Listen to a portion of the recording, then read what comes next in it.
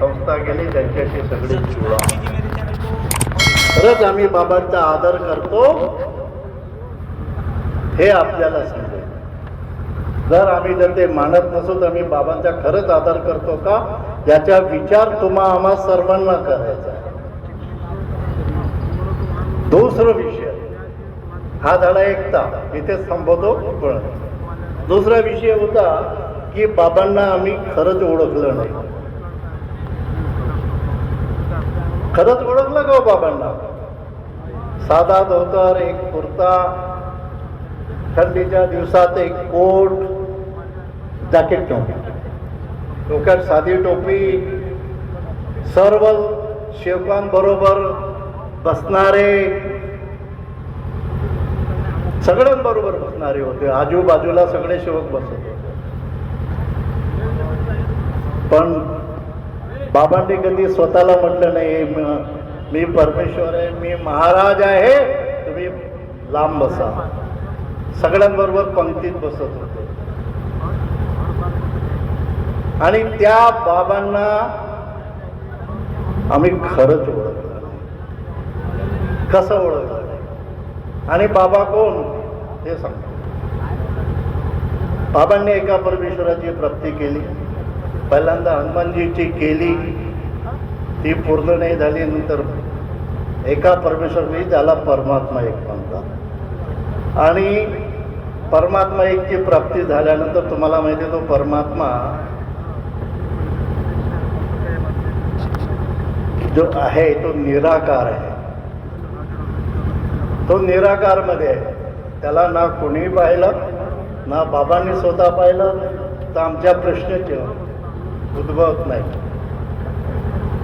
आणि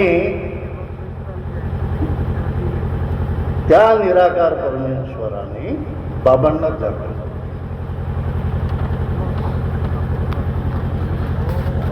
बाबा परमेश्वरात एक रूप झाले ना? झाले का? जेव्हा बाबा निराकारात गेले तेव्हा परमेश्वराने सांगितलं सेवक भगवत बन गया, सेवक का धड़ और मेरा सर, और मेरा धड़ और सेवक का एक हो गया. म्हणजे बाबा परमेश्वर झाले ना. परमेश्वर रूपी झाले की नाही हो? आता बाबा परमेश्वर रूपी झाले, त्यांना परत या मानव रूपात यायला पाहिजे होतं का?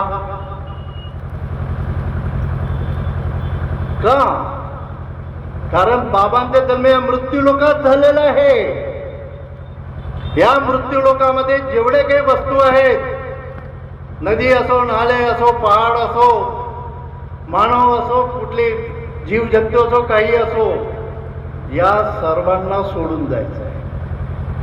त्याला वेळ लागेल. प्रत्येकाचं जीवन वेगळं आहे, त्याला वेळ लागेल. त्या पहाडाला पडायला कित्येक वर्ष लागतील. त्या नदीच्या पाण्याचा प्रवाह बनवायला त्याला कित्येक वर्ष लागतील. आज नगरधन इथे आहे, उद्या हे नगरधन इथून 40 किलोमीटरवर पण जाऊ शकेल. असं मी नाही म्हणत, ते असे भूगोलशास्त्री सांगतात, मी नाही म्हणत.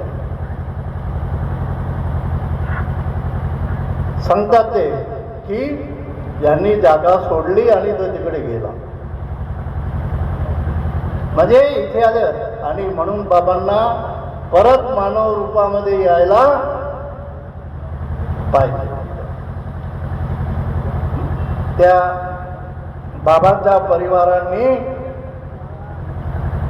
परमेश्वराला विनंती केली किंवा आमच्या भावाला परत मानव रूपात द्या. आले. थोडे सगळे तुम्हाला माहित आहे.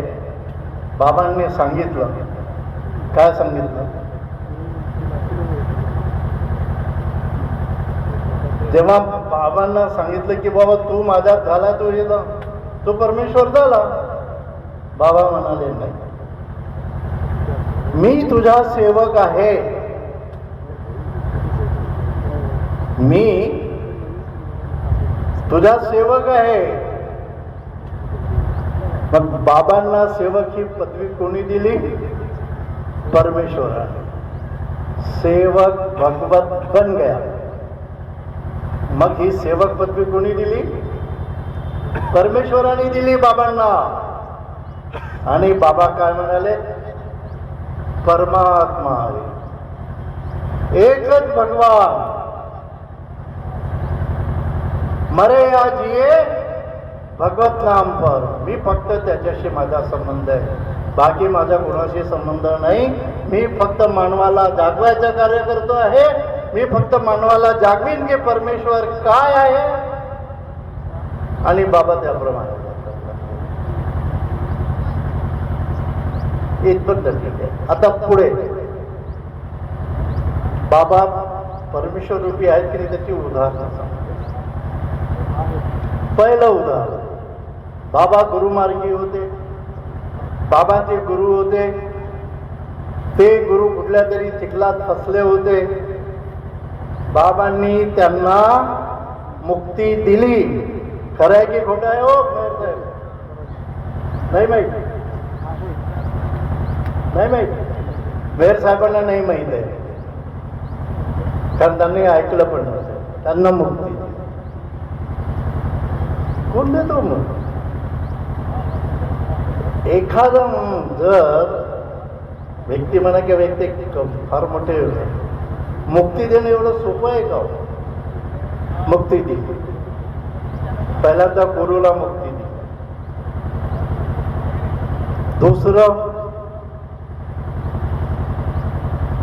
दुसरं त्यांनी जेव्हा ते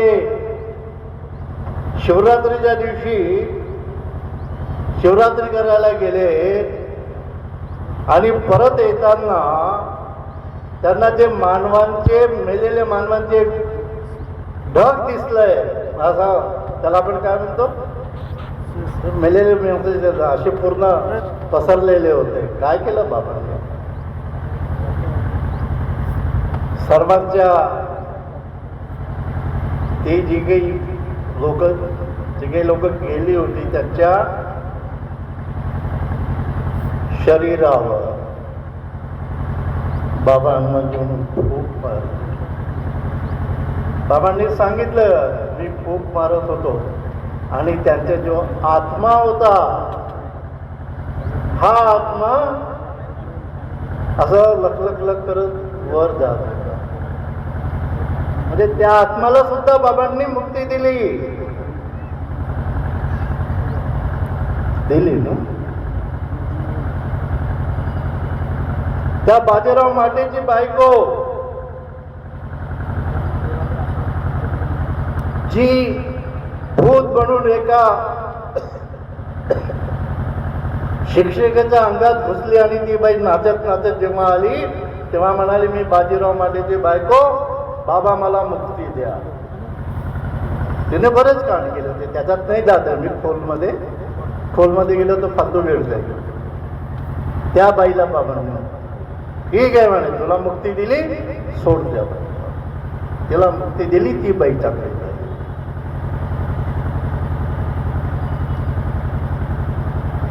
इतकंच नव्हे, त्या मोगर कसा तलावातलं एक उदाहरण सांगितलं. तिथे बाबा गेले. मला हे सांगायचे, सगळे शेतकरी आहेत खूप. रात्री कुठली म्हैस दूध देते का? देते का? नाही देते. बाबाने सांगितलं, मला दुधाचा चहा प्यायचा आहे, तू जा आणि त्या म्हैसीकडून दूध घे. त्या म्हशीनी रात्री 1 वाजता दूध दिलं. 12-1ची वेळ. कसं दिले? कोणाच्या शब्दावर दिले? कोणाच्या शब्दावर दिले? बाबांच्या शब्दावर दिले. दुसरा सेवक म्हणतो, बाबा या एका म्हशीनी दूध दिलं, दुसरी म्हशी देईल का? तर म्हणे, जा जाऊन पहा. त्या म्हशीनी दूध